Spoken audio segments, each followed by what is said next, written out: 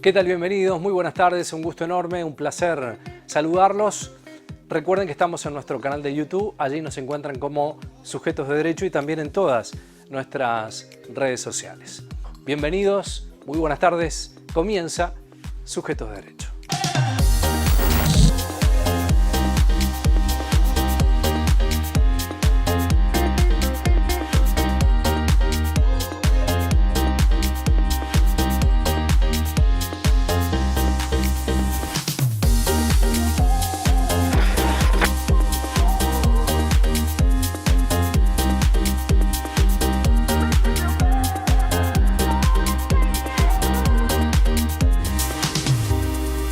Lo primero que trabajamos fue conocer la inteligencia artificial, ¿no? Entender de que esta inteligencia artificial que es tan innovadora, que es nueva en el aspecto legal, ahora hay que empezar a implementarlo. ¿Por qué? Ya después de tantos años tenemos que aprender a desaprender, ¿no? Cómo es esta información nueva que llegó para quedarse y que muchas veces decimos, bueno, no, yo ya tengo mi estructura en el estudio, ya tengo mi manera de trabajar, y a mí me parece realmente que este nuevo sistema de trabajo nos va a ayudar un montón. Ya vamos a dejar de decir me quedé hasta las 11 de la noche trabajando, que es algo muy normal. Tenemos una cantidad de vencimientos, una cantidad de clientes y muchas veces el abogado hace todo. Hace la recepción, hace la facturación, hace el análisis del caso, hace la estrategia. Bueno, ahora es como empezar a implementar sistemas que nos ayuden a reducir el proceso, ¿no? No nos va a reemplazar, yo estoy segura que no nos va a reemplazar, pero también estoy segura que el abogado que sabe manejar la IA va a reemplazar al abogado que no lo sabe. A mí me encanta trabajar con los profesionales del derecho porque están muy abiertos a aprender este nuevo contenido, a generar nuevo conocimiento, muchas veces con dudas, y me parece súper sano, me parece interesante que tengan dudas, que se pueda debatir, que podamos crear, que pensemos en un nuevo futuro, en una nueva manera de trabajar. Así que me parece muy interesante. A veces hay algunas reticencias diciendo, bueno, no sé, y me parece genial también, como, bueno, no lo sabes ahora, pero lo empezás a conocer, te empezó a resonar, vas a empezar a ver resultados en otros colegas y de a poco vas a empezar a utilizar, ¿no? Es como cuando, no sé, empezamos a hablar de Uber y era como, no, es peligroso, y ahora ya no es tan anormal utilizar un Uber o el correo, ¿no? El email, ¿no? Como en su momento fue un cambio, bueno, ahora ya todos usamos email y va a suceder lo mismo con la inteligencia artificial. Primero, empezar a conocer de qué se trata el sistema, ¿no? Bueno, es como cuando empezamos a manejar, tenemos que conocer cómo es el auto, cuál es la caja de cambio, cuáles son las señales de tránsito, cuáles son las reglas que se manejan. Entonces me parece muy importante. Después, algo que trabajamos hoy y que les enseñé es cómo se promptea, cuál es el prompting que hay que utilizar, cómo son las instrucciones que le vamos a dar a la IA para tener un resultado que nos sirva para trabajar, porque muchas veces no es que la IA se equivoca o inventa, sino que no sabemos preguntar, ¿no? Es, ¿la IA alucina o no sabemos preguntar nosotros? Y hoy trabajamos mucho eso, cómo se genera un buen resultado que nos pueda servir en el estudio.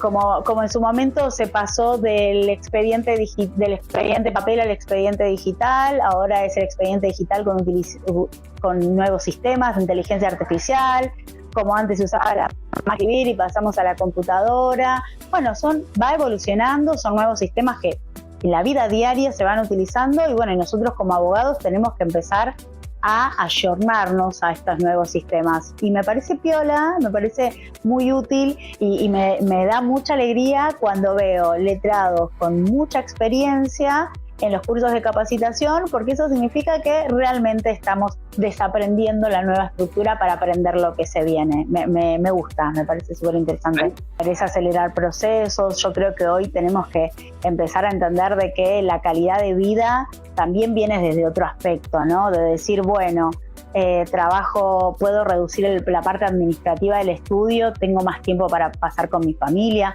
más tiempo de recreación, hace cuánto tiempo que no hago nada, ¿no? Que le hace muy bien a nuestro cuerpo, a nuestro cerebro, a nuestro descanso, los picos de estrés, dejar de jugar con ese riesgo, ¿no? Y empezar a delegar situaciones que Tal vez antes nos generaban más tiempo, más análisis, y ahora con inteligencia artificial lo podemos reducir, siempre con control profesional, siempre con responsabilidad, pero si podemos reducir los procesos y los tiempos, como antes se utilizaban en las fábricas, y ahora se utilizan máquinas, y ahora la producción es más rápida, yo creo que en nuestros estudios también se puede utilizar y vamos a poder destinar calidad de vida, ¿no? Empezar a tener calidad de vida.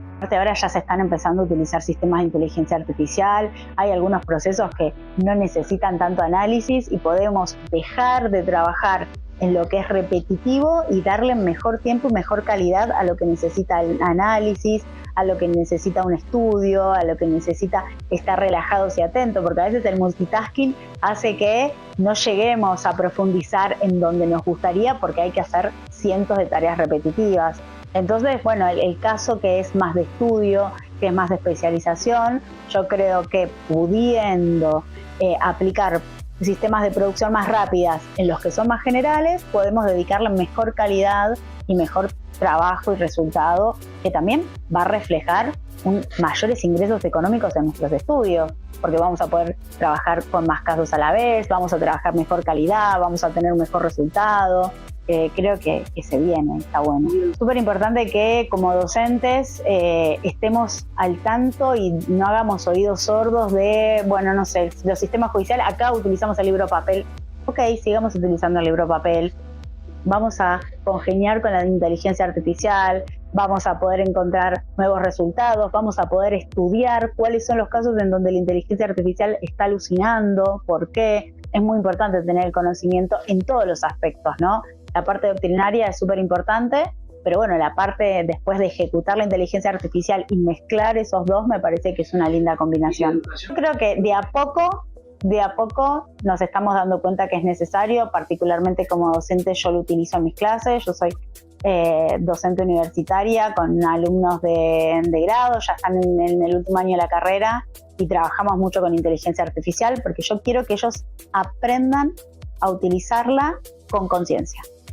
¿No? Bueno, vamos a equivocarnos acá, vamos a analizar, vamos a comparar con el libro, vamos a ver cuál es el resultado, cómo podemos mejorarlo.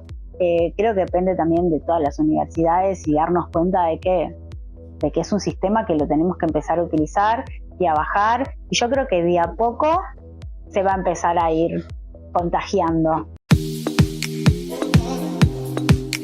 Mirá, en realidad estuvimos primero haciendo una aproximación a esta nueva forma de violencia que se está dando a partir de los entornos digitales. Entonces, primero nos preguntamos y nos cuestionamos si era esta violencia que se ejerce a través de las TICs, que son estas tecnologías de la información y de la comunicación, es una nueva forma de violencia o es la misma violencia trasladada a estos nuevos entornos digitales. Entonces, fueron como para ver si realmente... Y nos encontramos con varios obstáculos y varias afectaciones, porque afectaba a derechos fundamentales que ya conocemos, como la intimidad, la integridad física, la libertad, pero también había otros derechos que son fundamentales, pero que son propios de estos entornos digitales, que por ejemplo era la reputación digital. Si a mí me injuriaban y me ejercían violencia, a través de las TICs, que podía ser lo que hoy llamamos, ¿no? Desde un WhatsApp hasta en el Instagram o Facebook, o me ejercían acoso, o a partir de estas situaciones, hasta podía afectar por ejemplo, la reputación digital. Entonces decimos, la reputación digital hoy puede ser hasta para un adolescente más importante que cualquiera de los otros derechos.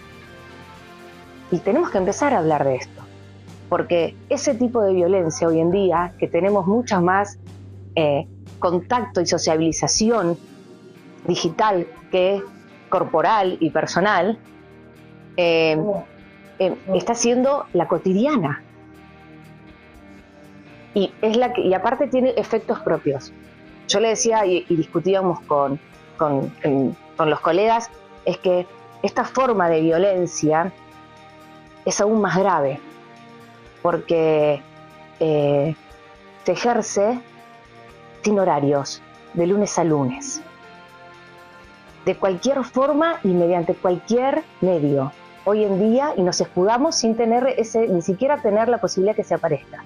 Y podemos estar inseguros dentro de las 4 paredes de nuestra casa. Porque nos siguen acosando sin estar. O sea, antes el acoso se daba contemporáneamente dentro de una relación, por ejemplo, laboral, entre compañeros de trabajo, fuera. O sea, vos llegabas a tu casa y estabas a salvo. Ahora eso puede no cesar. Y los daños que generan este tipo de violencia no están estudiados y son aún peores que los de otro tipo de violencias que sí tenemos estudiado. El daño psicosocial, el daño no solamente moral. Por eso te digo, hay veces que en este sentido de contexto tenemos que empezar a estudiar estos temas y tenemos que empezar a protegernos. La ley Olimpia es una ley que quedó como medio en la oscuridad, que la tenemos vigente. Vino a modificar el concepto de violencia y vino a darnos nuevas herramientas. Yo puedo pedir acciones de medida inmediata sobre el cese del hostigamiento, el cese de la violencia en medios digitales. Porque resulta que yo, por ejemplo, tengo un expediente de familia y voy a pedir todas las medidas y tengo una perimetral divina.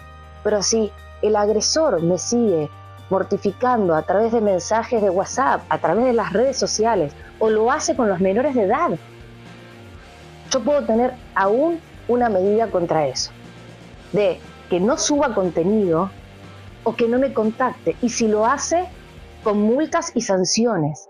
Hay muchos fallos, no estamos en conocimiento de eso, y es nuestra naturalidad del hoy en día. Entonces necesitamos actualizarnos de algo que nosotros, aparte esto se piensa como que pasan siempre en cuestiones de violencia familiar, en cuestiones laborales. Esto puede ser cualquiera. La ley Olimpia nace porque Olimpia, como se llama, es una señora mexicana que su exnovio le publicó, a partir de que se separaron, fotografías y contenido de pornográfico o de contenido sexual. No era pornográfico porque era dentro de la relación, pero bueno, de contenido sexual sin su consentimiento. Y le generó un daño. Y esto realmente está siendo moneda corriente. Hablar de la responsabilidad de ese contenido y de que cuando uno se transmite ese contenido en una cadena, ¿no? y la responsabilidad que se tiene sobre eso. Entonces, había que empezar a armar esta cosa de que no solamente pasa en el expediente judicial y el cliente, nos puede pasar a cualquiera. Y aparte, estuvimos hablando de los procedimientos, cómo es el primer actuar, ¿no? El ABC, que si nos llega a pasar, ¿qué tenemos que hacer todos? Desde el asesoramiento que tiene que dar el abogado hasta si nos pasa a nosotros mismos. Automáticamente todas las plataformas tienen el link de denuncia sobre, publicaciones no consentidas, divulgaciones, acosos, extorsiones, cualquier cosa, desde las de instantáneas de redes sociales hasta las de mensajería. Yo siempre digo que hay un link que se llama acoso en línea, que dice cómo borrar el contenido y cómo denunciar el contenido en cada una de las plataformas. O sea que administrativamente de nuestra computadora o de nuestra plataforma, nosotros lo primero que tenemos que hacer es denunciar. Después tenemos que conservar eso, o sea, esa prueba. ¿Cómo?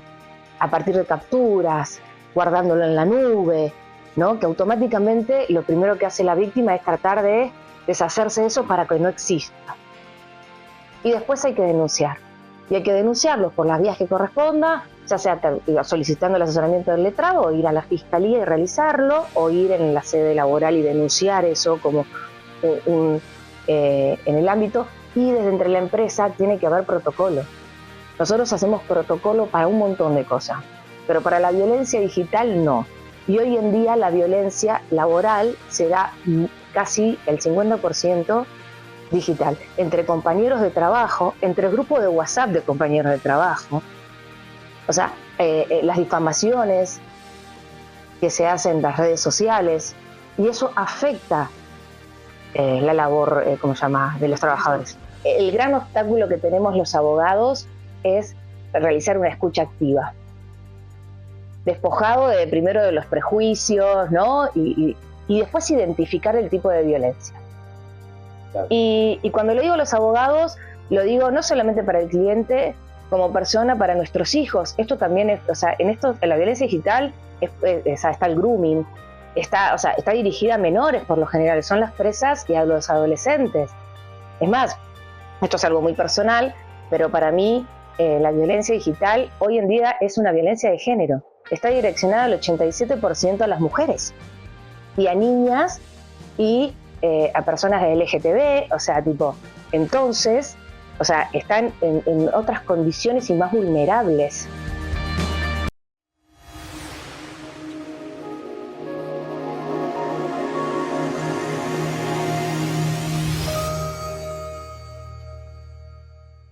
En Córdoba, el dengue se previene con acciones concretas. Todo esto hicimos en la temporada 2024-2025. Recolectamos 2.000 toneladas de neumáticos fuera de uso. Realizamos, junto a distintos municipios, 20 monitoreos aédicos. Promovimos prácticas de prevención en hogares, escuelas y comunidades con la campaña Misión Dengue. Coordinamos 700 operativos de bloqueo de foco, visitando más de 73.000 viviendas. Compramos 150.000 dosis de vacunas contra el dengue. Con planificación y compromiso ciudadano, es posible enfrentar y reducir el impacto de la proliferación del mosquito.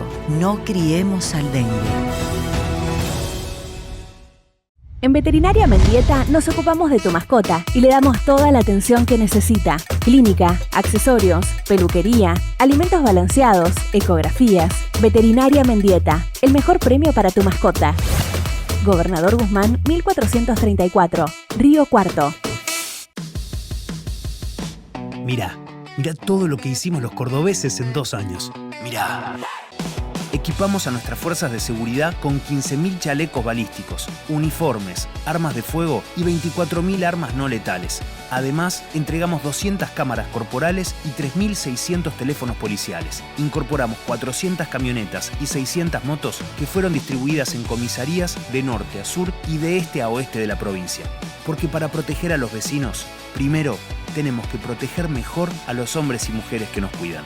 Tener buen equipamiento te da tranquilidad para trabajar. Salís a la calle mejor preparado y eso se nota. Es más seguridad para todos.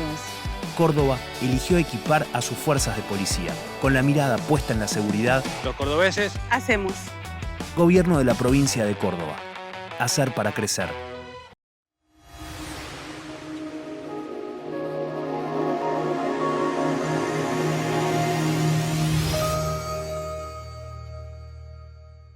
Bueno, puntualmente trata de, es una actualización de los montos en cuanto a la condición objetiva de punibilidad, para que se entienda. Hoy, en materia de impuestos y de represión, la evasión de impuestos, evasión simple, tiene un tope de un mínimo de 1.500.000 pesos. Con esta modificación, que aclaro, es un anteproyecto. El proyecto está en el Congreso recién, y en este caso se ha planificado elevar el monto a 100 millones de pesos de evasión simple por impuesto y por año, para que la conducta sea tipificada como un delito. También tenemos que aumentado, en el proyecto figura un aumento en la evasión calificada, que hoy actualmente es de 15 millones y se eleva a 1.000 millones de pesos. Con esto lo que se quiere intentar es evitar de procesos penales por montos que no sean significantes, por montos que tranquilamente pueden ser encuadrados como una infracción y no como un delito. Esta necesidad viene a partir de una constante que vemos que los montos han quedado desactualizados en el tiempo. Entonces, puntualmente apunta a eso. También en el anteproyecto figura la facultad de no formular la denuncia penal. ¿Qué quiere decir esto? Acá se han incorporado 2 casos en virtud del cual el organismo no formulará denuncia penal cuando el contribuyente, por ejemplo, haya presentado la declaración jurada original o rectificativa antes que se notifique una orden de intervención. Aclaro, una orden de intervención es el acto por el cual se le informa a un contribuyente que va a ser fiscalizado. si antes de eso un contribuyente que no presentó su declaración jurada o quiere rectificar una que presentó, espontáneamente no se le va a hacer denuncio penal. Y el segundo caso, me parece interesante, es aquello en el cual el contribuyente liquida el impuesto a partir de un criterio técnico contable y lo somete y lo informa a la administración antes de presentar la declaración jurada o en forma concomitante, de manera fundada. ¿Por qué? Para evitar, digamos, alguna cuestión penal o impositiva que pueda llegar a sufrir, presenta la declaración jurada e informa de manera fundada y con razonado fundamento por qué liquidó así el impuesto. Por supuesto, también el inciso habla que no debe ser para tergiversar y ocultar base imponible. No, entonces surge a partir de un criterio que tiene el contribuyente de liquidar. ¿Por qué sirve esto? Porque muchas veces se da en la práctica profesional que los contribuyentes liquidan el impuesto con un crédito interpretando la norma y el fisco tiene otra interpretación. Y muchas veces se generan ambigüedades, interpretaciones contradictorias, que no llega a ser un delito. Por eso, y esto ya lo ha dicho la jurisprudencia y la doctrina también, aquellos casos en que no se vislumbra que haya un delito. Lógicamente porque a veces se interpreta la norma tributaria o genera ambigüedades en su aplicación. Yo lo que veo es que las medidas que dictó el gobierno son positivas, las avalamos, pero no quiero confundir. Una cuestión es sacar los dólares que estaban ocultos, dólar ahorro, como le dicen, y las modificaciones a la ley penal tributaria, que sin lugar a dudas hay una relación. Por ejemplo, la prescripción. Una de las causales de extinción de la acción penal es que no se van a perseguir penalmente aquellas obligaciones que hayan prescripto. Bueno, en ese caso se ha incorporado al texto de la Ley de Procedimiento Fiscal una prescripción que puede ir hasta los 3 años.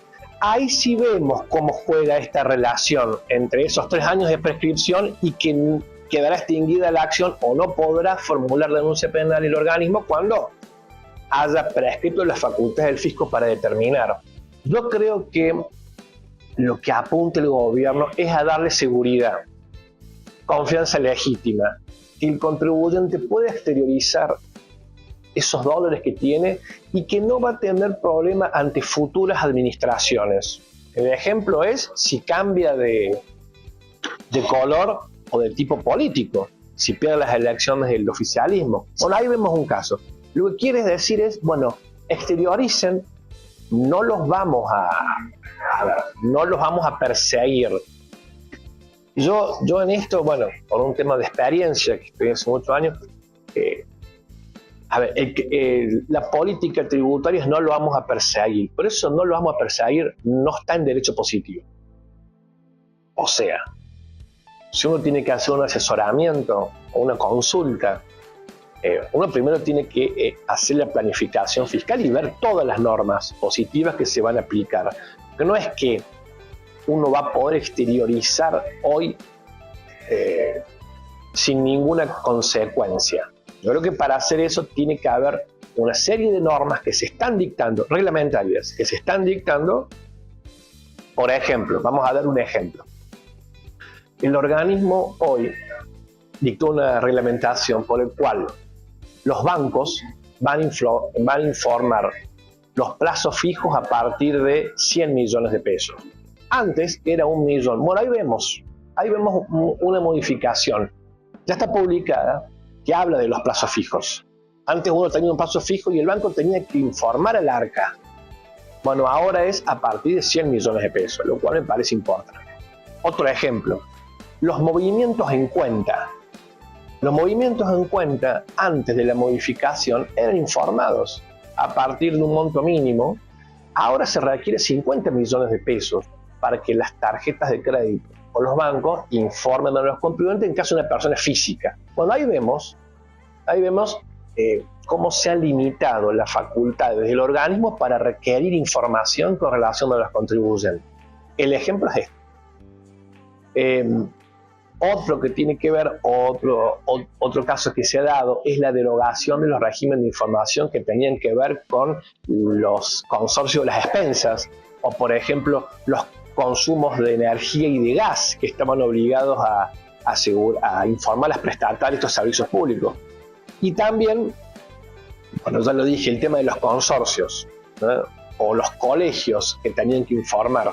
Bueno, yo creo que estas medidas sirven, sí, para cortar un poco el flujo de información que recibía el organismo permanentemente.